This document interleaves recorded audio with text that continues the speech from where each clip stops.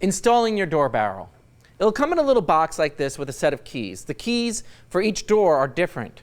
If you like to have your doors keyed alike, let us know and we can send you rekeyable locks, and they can be rekeyed at your local locksmith.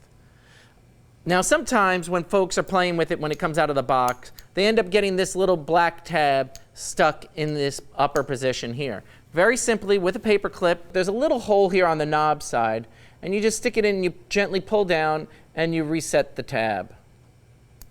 Now I'll show you how the barrel slides in. Here I have a sample door sash.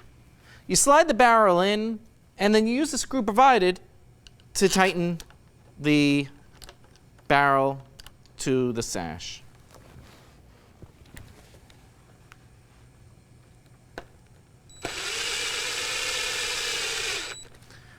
The trim goes on, and then you're all done.